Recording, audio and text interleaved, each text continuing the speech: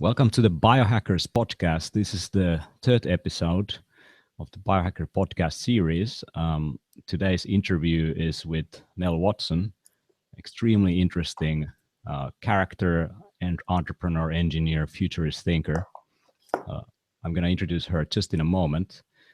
But before that, Nell is also coming to the Biohacker Summit. Biohacker Summit will be held in Helsinki, Finland on the 24th of September. And it will gather people who are interested and pioneers in the fields of things like transhumanism, digital health, quantified self, biohacking, life hacking, you name it, we have it all. Ben Greenfield from Ben Greenfield Fitness Podcast is coming along. He's one of my absolutely sort of favorite characters when it comes into hacking your own biology, especially when it comes to increasing physical performance. Max Moore, who is the one who coined the term transhumanism, will be there. And there is a lot of interesting things in the program. And we have an excellent evening program as well that connects arts, science, and technology and creates new kind of sensory experiences. So that's going to be something you don't definitely want to miss. So biohackersummit.com, you're most welcome. So without further ado, I'd like to introduce our guest for today. Nell Watson specializes in machine intelligence, artificial intelligence, and future human-machine relations. She's the faculty member of the Singularity University on the artificial intelligence and robotics track. And she's also an entrepreneur. She's the founder and CEO of Poikas, that is an application that acts sort of like a 3D body scanner, so it deploys machine vision. And there's so many other details into her background, so we're going to dive deep into it. Is it right, Nell, that you also had something to do with graffitis in your past? That's right. That's right. That was actually my first company. I co-founded with a very good couple of friends of mine who were extremely skilled graffiti artists. And so we would visit lots of offices and stuff like that, condominiums and things, and they would have a lovely big blank wall and they would want something really artistic, really crazy on there, and we'd give them a bit of a design mock-up and then come down and paint it verbatim. And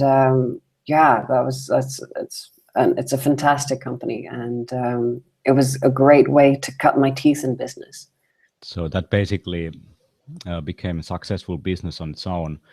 But nowadays you are into something very different, I guess, with all the exponential technologies. So tell us a little bit about your background and your sort of engineer, hacker kind of side. What got you interested in technology, and what took you where you are now? Yeah, it's been a strange journey, I suppose. From a very young age, I was inculcated with a love of engineering and technology and computer science from my engineer father. He was actually a rocketry engineer, and I was an only child, so I kind of ended up getting all of his love of engineering and science. Unfortunately, he killed himself when I was 11, and that kind of altered my path in a sense. And I ended up leaving school at a young age, and I was very lucky. I managed to get access to the internet at just a critical period in my early teens that meant that I was able to teach myself. I was able to go out and learn subjects that I needed to explore and to get that information. And I probably would have gone down a different path if I didn't have the access to the net just at that critical point. But that enabled me to teach myself. I volunteered for a lot of different charitable organizations, and from there was able to bootstrap a career within computer science, and yeah, ended up teaching postgrad computer science at the age of 24, despite never having formally studied it at the time. Yeah, and then I got a little bit into business and the love of entrepreneurship from that, and wanted to do it more than just talk about it or try to inspire others to go and follow that kind of path in the private sector. And yeah, that's how I first ended up getting into entrepreneurship. Did you make some kind of, if I remember correctly, you have also kind of like an entrepreneurship simulator? That's right. That's right. That's something I'm working on at the moment. It's in beta at the moment. It's called Founder Life, and it's an entrepreneurial life simulator, as you say. And you know, going through any entrepreneurial journey is such a roller coaster, particularly on an emotional level. You know, one moment something awesome happens, and then the next something terrible happens, and you get thrown, and you're like, oh. And so I created the game actually as a way to sort of sublimate some of my angst. I think using creative means to get rid of, troublesome emotions sometimes is great. If you can't get rid of it, use it. and that's how I started working on the game. And so the goal is to try and illustrate some of the difficult decisions that an entrepreneur will have to face, and some of the challenges that will force them to examine who they are as people and what they want to be doing, and some difficult choices along the way. And so I want to help prepare people for making the most of their entrepreneurial journey. I mean, entrepreneurship is such a busy life already on its own, so having a sort of parallel kind of career in a virtual world sounds like a lot of work. So, but looking at your background, I remember we actually met at in EnterConf in Belfast, and you were giving a presentation there, so I was as well. And you mentioned that the business you are in as the CEO now, called Poikos, the 3D body scanner, which deploys the machine vision kind of technology, that also sort of helped you in your own entrepreneurship career. Is that right? Yeah, that's right. I set up the company several years ago. The initial goal was to help people working in sweatshops, actually, in parts of Asia and Africa. I wanted to enable them to be able to capture more of the value that they created. So instead of just making, really cheap little t-shirts for the mass market, they could create custom fit goods and thereby charge maybe as much as 5 times as much as they normally would. The problem was there's no way to get a specification of a person in really easily. And so I decided to initially take 6 months out and see if I could fix that problem. And I looked at a whole range of different techniques using 3D sensors like Kinect, etc. And whilst very exciting, they weren't quite as scalable as I would hope they would be, particularly in an international sense. And so I set out to create this technology that would enable you to take 3D body measurements just using a 2D camera, like in a smartphone. And yeah, we've done it successfully. We now have a system that can take measurements using a 3D sensor, like a Kinect, or some of the new time-of-flight sensors like the structure sensor or Google's Tango. It also works with the standard 2D camera. So basically we have democratized body scanning for the whole world. And yes, you're quite correct. I am the CEO who has eaten her own dog food. Along the way, in testing the technology initially for the mass customization market, I recognized that I was able to track how my body was changing over time and to be able to project into the future an idealized future version of me that I could work towards week by week. And I found that very powerfully motivational. And it helped me to change my behavior, and I lost a heck of a lot of weight because of it. And so now our main target is primarily within health at the moment. And then ideally we will expand to other markets after that. So thinking about, I mean, just weight loss and those things, kind of before and after pictures. So you got a lot more data points along the way. So it's not very easy to say from a photo if something has really happened. But if you will be able to have a pretty accurate measurement, you can do that on a regular basis, and it gives you feedback, and the feedback loops will be shorter. So it will be, I guess, more rewarding, as well as gives you a better picture of where you're going. So would you consider that detail also relevant to your experience? Definitely. We already collect a lot of 2D measurements about ourselves, you know, the amount of steps we take, or things like just pure kilos or waist measurement. Those are they're just numbers on a graph, and it's difficult to understand on an emotional level what that really means. And it's difficult for the unconscious mind to understand what that really means.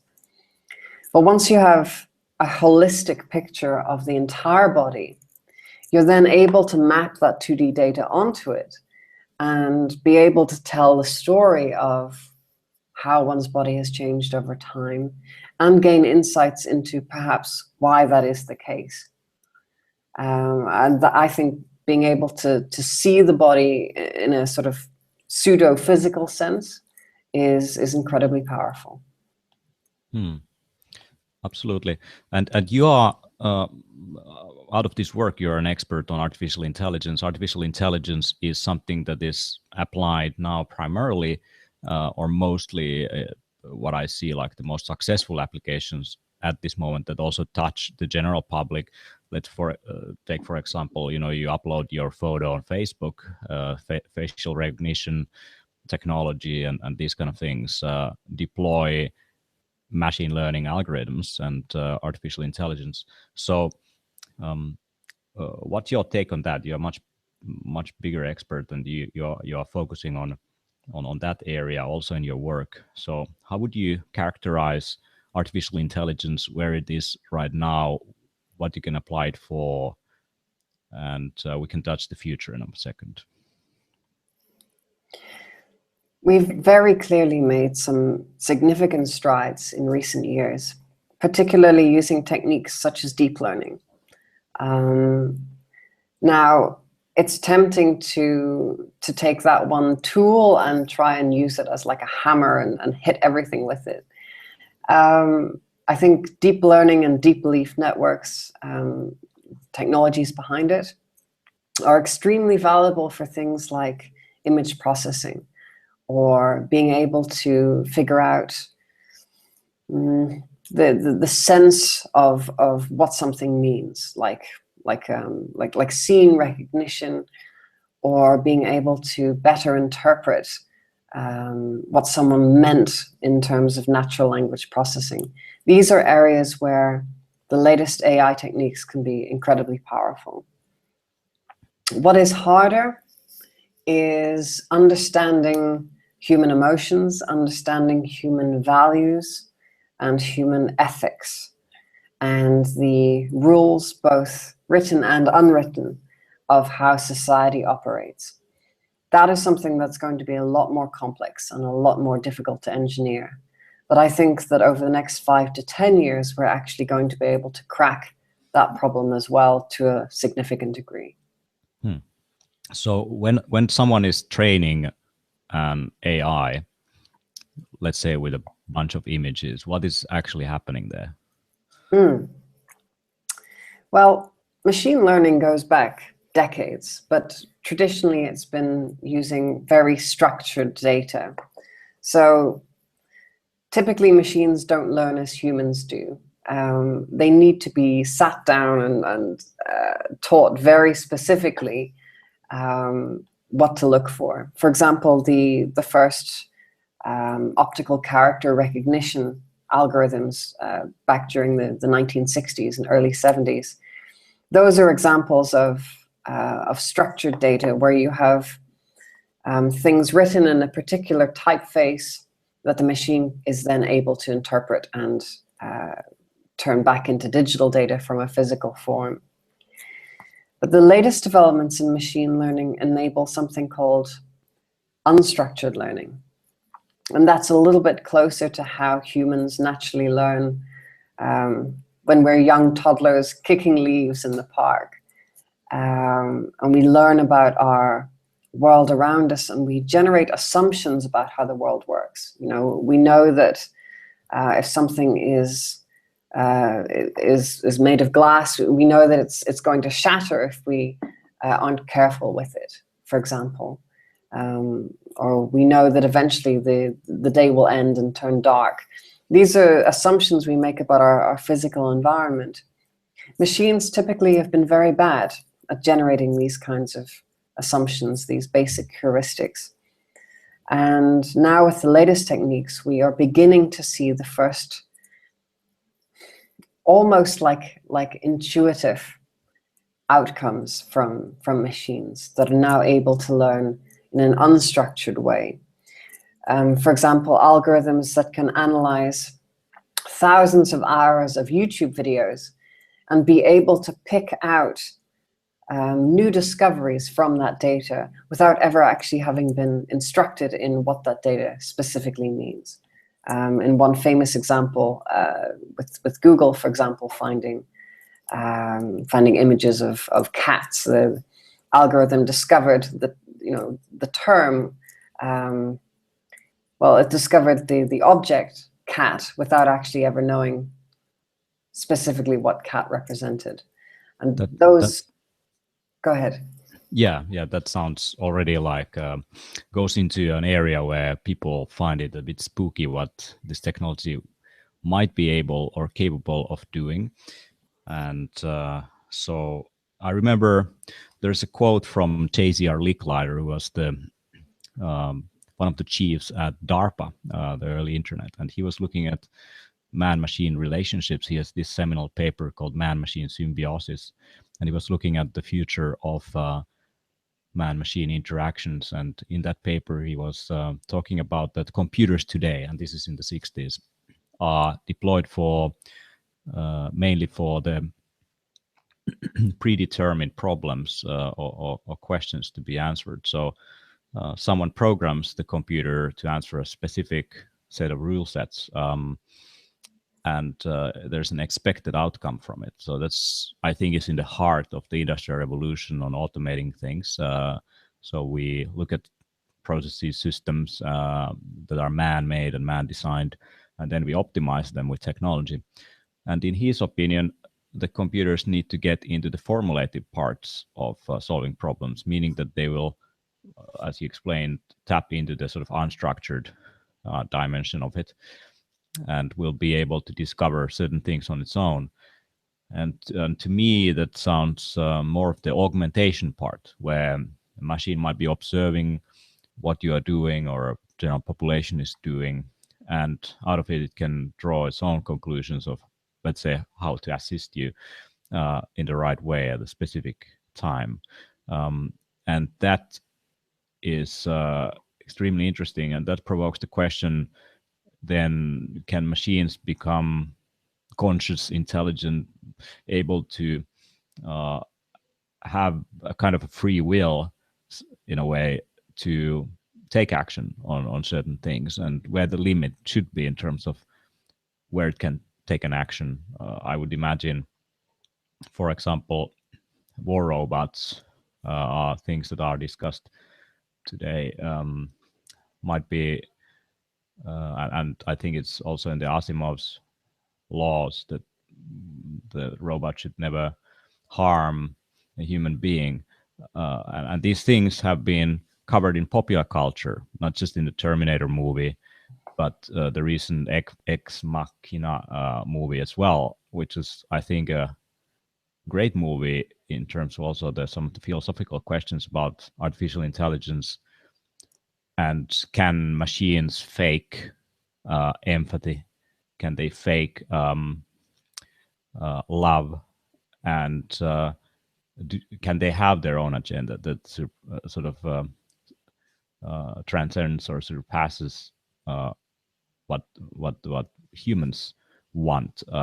And those things, to me, just looking at the popular culture and discussion on the internet, not just great scientists coming together to warn us, Stephen Hawking included, of the potential dangers of developing artificial intelligence for specific purposes. So, what's your take on this? So now that we are moving into a direction where it's not just algorithms applied to preset specified questions, but the sort of almost like emergent behavior emerging from the algorithms. They just take over, not necessarily control, but they do interventions that the algorithm thinks would be feasible at a specific point in time. Yes. I think we're a long way away from having truly conscious machines or from having truly empathic machines. However, we already have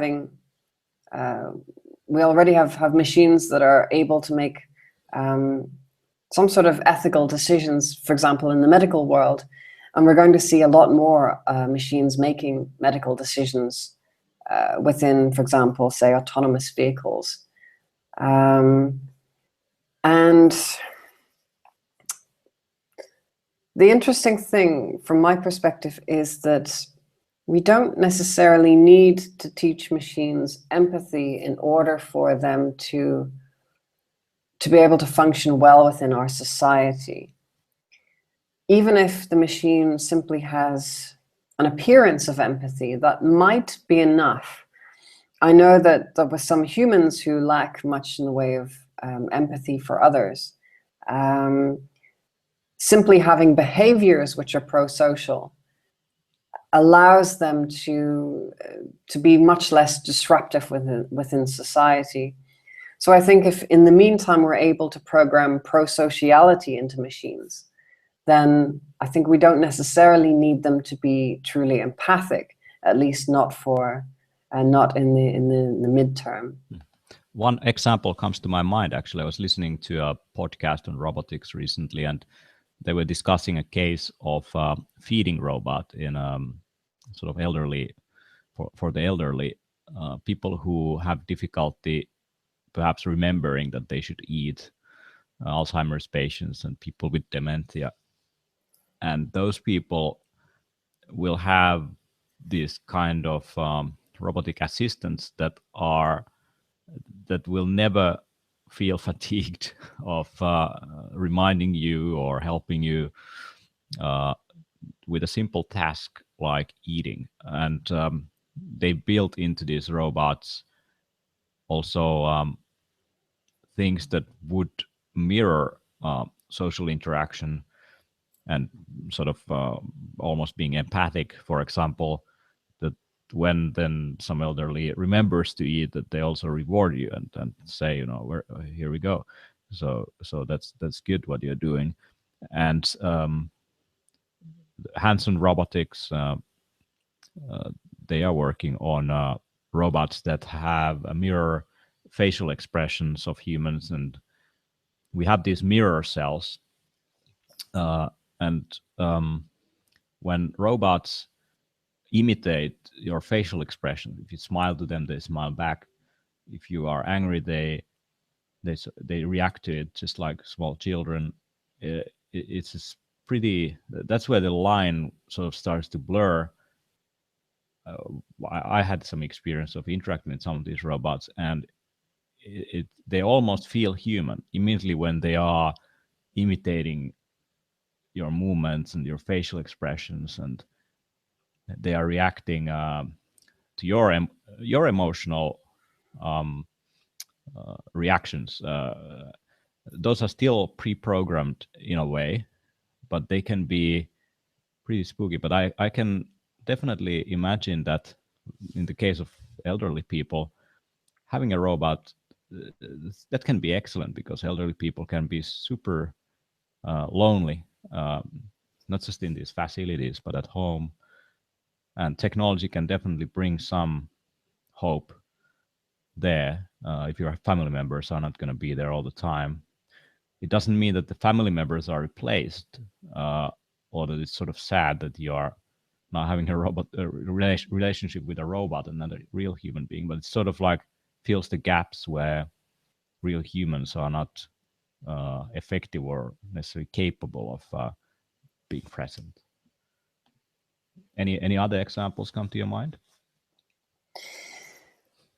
Yeah, I mean, we're definitely going to see a lot of personal service robots, but I think most of them will be probably not so physical as in the cloud. Like most of our assistants will be in the cloud, and most of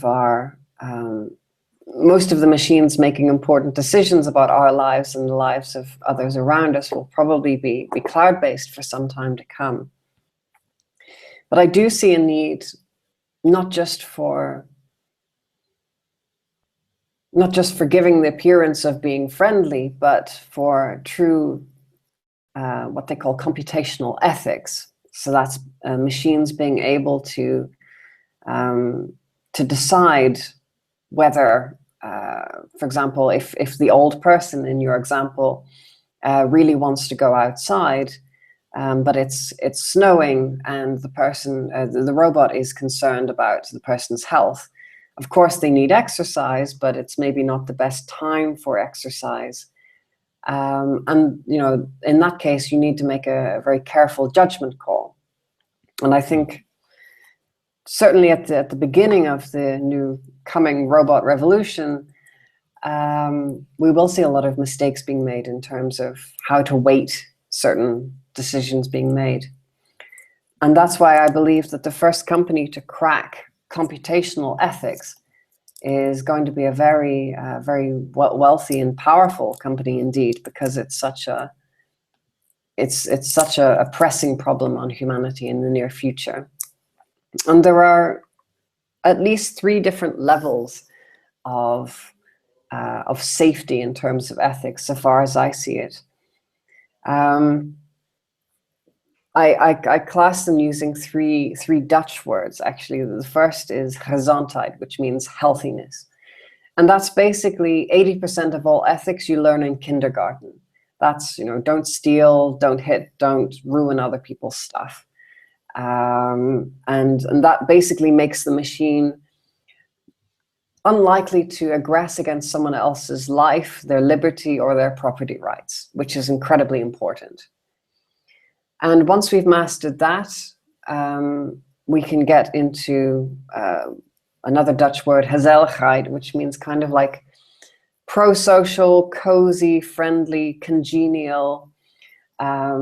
Basically, if somebody says, do I look fat in this outfit?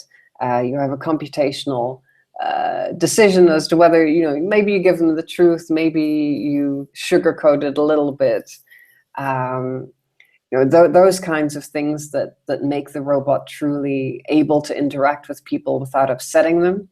That's going to be the next stage of computational ethics. And the third and final will be basically geweldigheid, which is greatness. And that means machines that are able to begin to act as actual moral philosophers in themselves. Today, most of the philosophy that we ascribe to dates back thousands of years, and it's still valid. And I believe that machines within our lifetimes are going to be able to help us create new values, new ethical calculuses, new ways of looking at the world. And I think that is perhaps the ultimate goal of computational ethics, is to take us beyond our current limitations of our ethics, of our civilization today. I think machines can help us do that one day.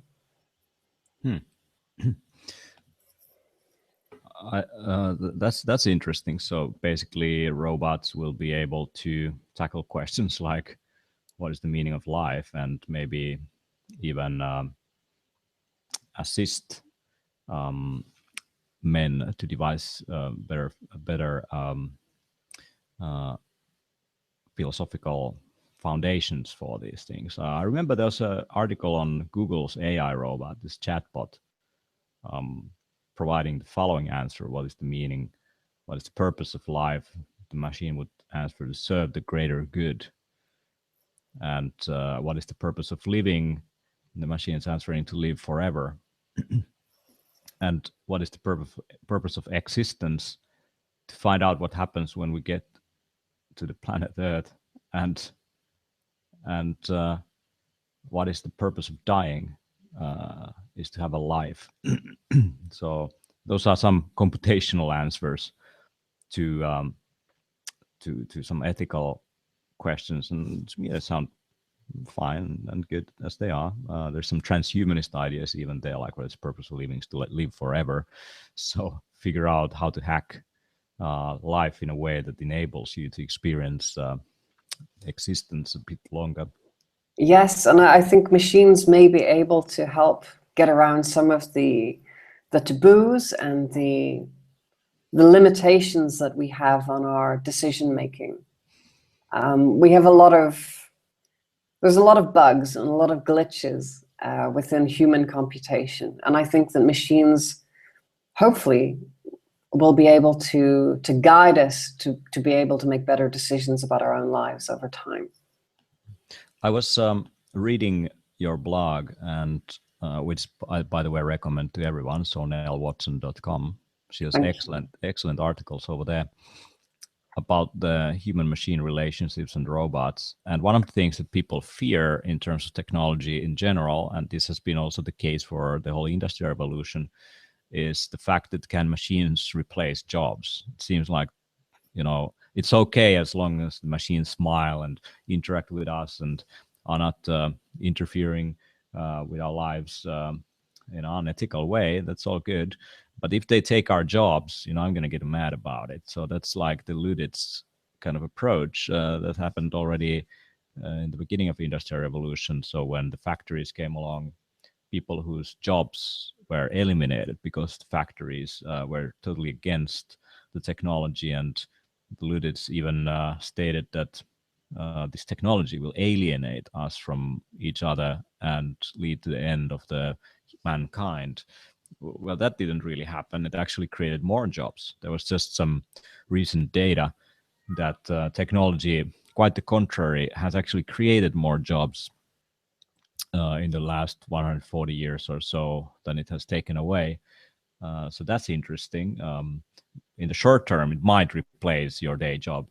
In the long term, it might enable you to do something else. And the way how you characterized this, or how I reflect, fits very well, is that you said that robots are not taking jobs from humans, but humans are being taken away from jobs. And of course, the next question is, okay, what do humans do once some of the mundane day-to-day tasks, simple things that can be automated, outsourced, and optimized and taken away from you? What purpose does humanity and humans in general then serve in a world where robots will take care of being at the cash register, taking the orders, smiling to you, feeding you when you are old? So what kind of jobs would be left for us in that kind of world? How do you see that?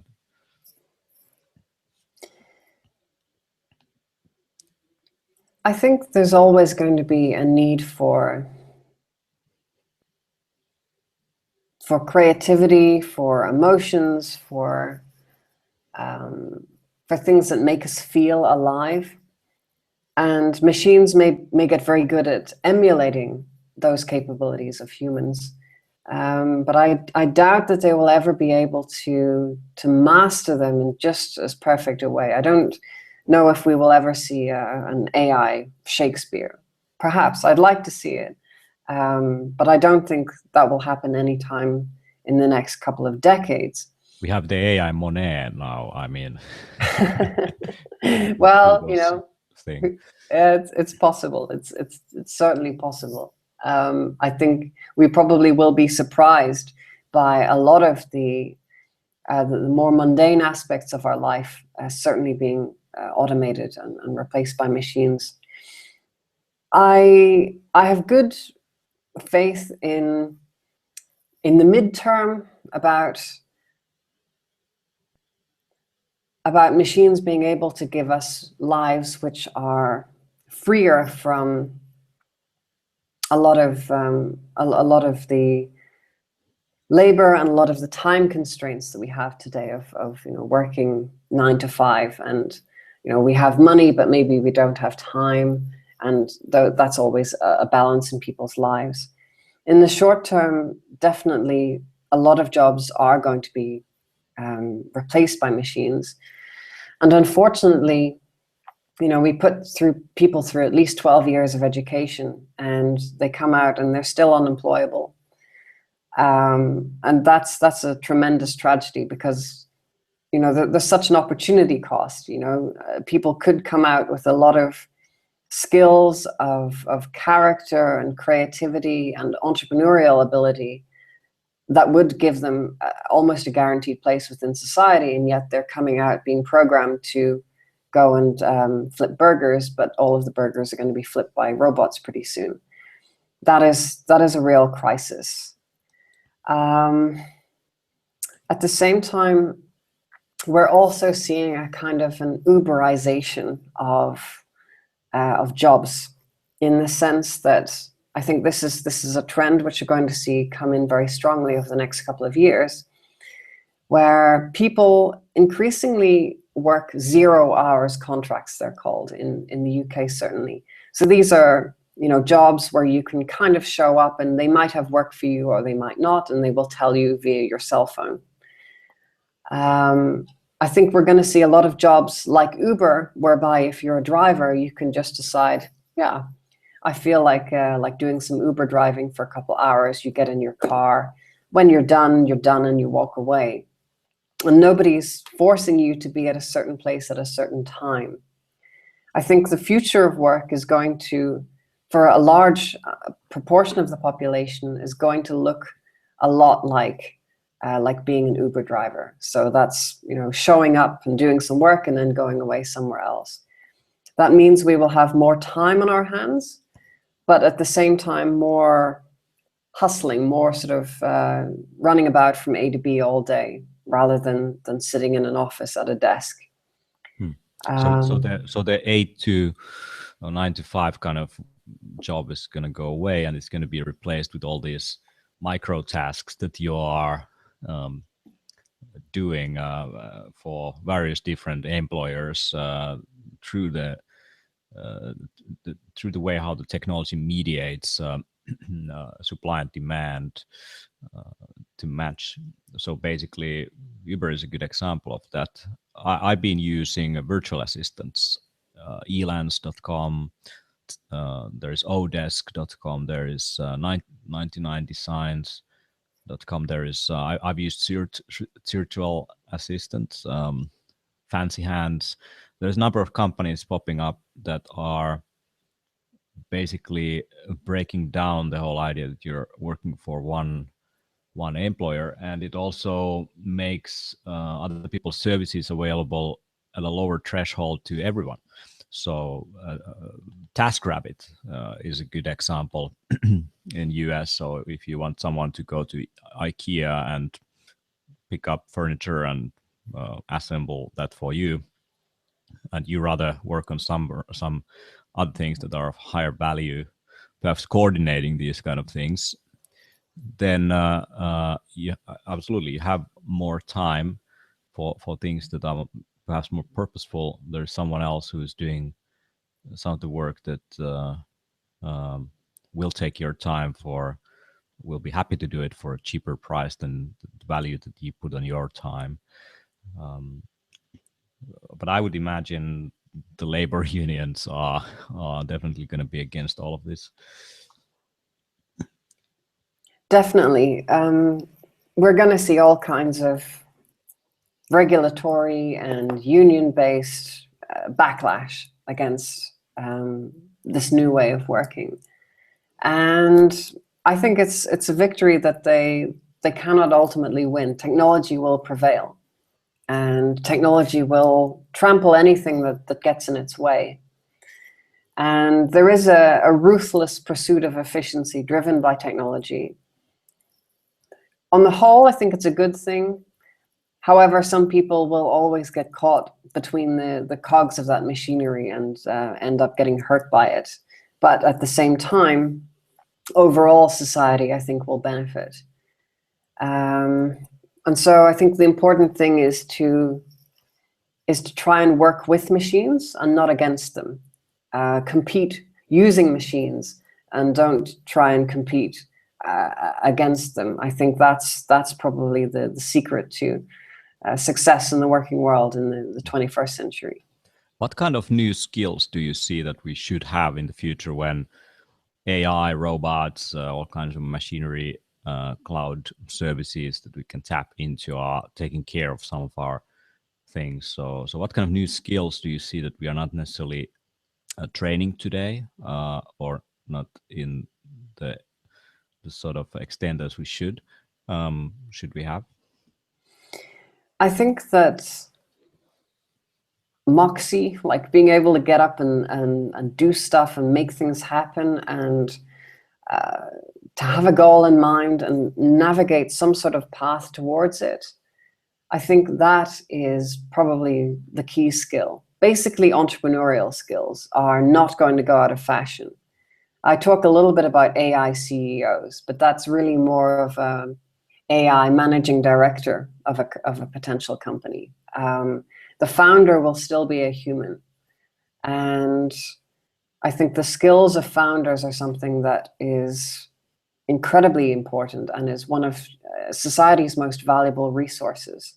That's something I think we need to focus on developing. And I don't think it's anything that's ever going to become redundant. Being able to find opportunities and create paths to maximizing on realizing those opportunities. And interestingly, these kinds of skills are found very widely within the developing world and are not always found so often or so prevalently within the Western world. And so within, say certain parts of the Caribbean, they have concepts like débrouillardise, which is basically being, a hustler, being able to find a way of making money, by doing a little work here, doing a little work there. In parts of the world like India, they have terms like yugad, which is basically means like gung-ho, like get it done no matter what. And those are the sorts of mentalities that will survive in interesting times, in times where there is a lot of change, where there are opportunities, but they may not be immediately obvious. And I think that a lot of the new power base in the world is likely to come from people that have grown up within developing nations and have gotten that culture into them, which is perhaps in parts of the West less common. So that's all how technology is sort of influencing what's outside of us in society and how we work and things so on. But I also see now that the machinery and technology is sort of going inside of us. So we are sort of almost becoming machines. Bruce Sterling, who is a science fiction author, he wrote in Shaping Things the sort of biots. So we are not robots, we are biots, biological organisms that have a technological dimension to them. Someone might argue that we are almost biological computers and we are actually machinery, and there is all these messengers anyway, all different forms of messengers in our in our biological machinery, and different switches and different things to do different things like DNA and so on. You're going to be talking at the Biohacker Summit on nano machines and internal computing, and I guess that's all about putting technology inside of us and perhaps augment some of the biological processes, assist just like robotic assistants, but those will be in your blood, maybe sitting there zapping all cancerous cells, and maybe even expanding human capabilities. If you can replace an organ, why not get a better one? I mean, not just restoring capability, but taking something to a new level, like a completely new eye that will be capable of seeing 4 times further, to spectrums of light that you can't see normally, maybe have night vision capability. So how would you like wrap and sort of explore and comment on the fact of having that kind of machine intelligence getting into ourselves? Yeah, the latest developments in synthetic biology and DNA origami enable these little biological-based nanobots to be inside our bodies. And we've seen amazing trials already on using them to do things like cure leukemia, by having a little nanobot that basically goes and eats all the bad cells in the bloodstream. But we can also use these techniques of, say, DNA origami to create more complex structures, such as the logic gates found within a CPU. And we can create quantum dots, which a quantum dot is basically the smallest, most efficient little semiconductor that one can imagine. And it's possible to create those using organic means, using techniques such as the M13 bacteriophage, which basically means you have a biological organism that creates semiconductors and can do so within the body. This means that very soon, well, within the next 10 years perhaps, we will begin to see internal computing for the first time. So these are little tiny mesh networks that run inside our very bodies. And what really intrigues me, given my interest in AI, is what happens once these networks become powerful enough to run an AI intelligence on themselves. And then we will have these 9 pounds of blancmange in our skulls that are us as we see it. But we will also have another entity within our bodies that is watching how we live our lives and is then able to understand who we are as people and understand our emotions and the things that really drive us. And I think that having that kind of co-pilot with us as we live our lives, that is something that is truly going to change the human condition. I'm not sure how yet, but it's going to be very, very interesting. Just occurred to my mind that, let's say you have difficulty of recalling something, maybe a year or some person or so on, that you could actually tap into the network. So you have something inside of you that will be able to influence some, let's say, neural activity, and that has access to the internet and can help you recall everything. So how would it be that if you could just remember everything that the mankind has ever produced in explicit form? So the Wikipedia is sort of in your head, at least it's accessible. And Katal Gurin, who is going to be speaking at the Biohacker Summit, he's been working on a search engine for your life. So everything you ever seen, experienced could be recalled with a search engine. I think the search engine is sort of it's just a temporary step in our move towards internet of thoughts, where it's not about the things anymore. It's not about these intermediaries. It's direct experience, directly accessing the networks, almost like it's sixth sense kind of thing. Definitely, it's going to be much simpler than that. But I would think that ultimately, that's the thing that what Teilhard de Chardin, actually, who was a Jesuit in the end of the 1800s, was talking about as noosphere. Nous meaning the mind, that will be able to tap into this kind of collective consciousness, and it's our tinkering with our own biological machinery and connecting us, and right there, things like telepathy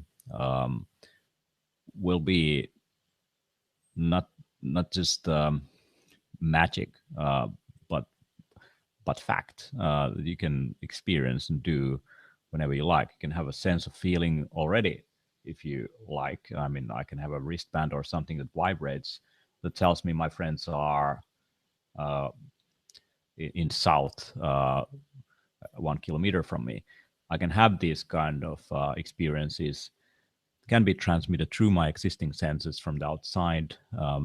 So my nervous system can be triggered with these kind of events, and technology can help us do it. But it's going to go inside of us.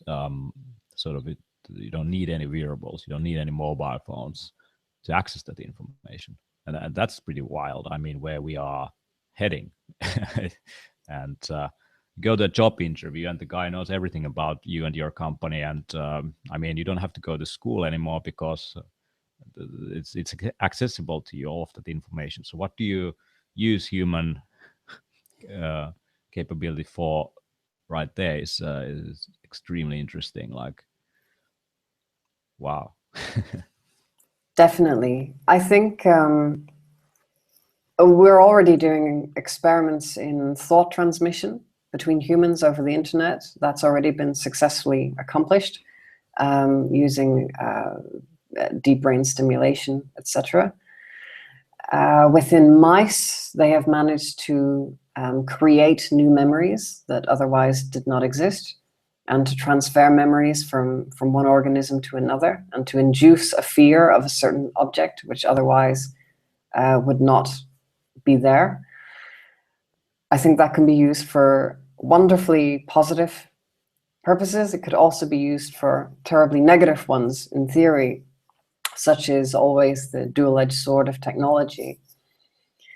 I do believe that rather than computers outsource all of humanity over time, I think that humans and machines are going to become increasingly linked over time, and to the point where it's difficult to distinguish a organic organism from a synthetic one. I think that's where we're going to head to over the coming decades, where it really doesn't matter whether one organism is synthetic or organic at all. We just treat them all the same. And again, this comes back to Asimov that you mentioned earlier. And Asimov's famous 3 laws, they have the rule that a machine may not harm a human, but there's nothing to stop a human from harming a machine. I think that if we create ethical laws that are supremacist, that treat machines in a different way from humans, I think that could lead to a horrible situation whereby synthetics end up needing to fight for their rights in a difficult and painful battle. I think it would be much better if today we could consider a universal ethics whereby we treat machines in a way that we treat humans, intelligent machines, that is.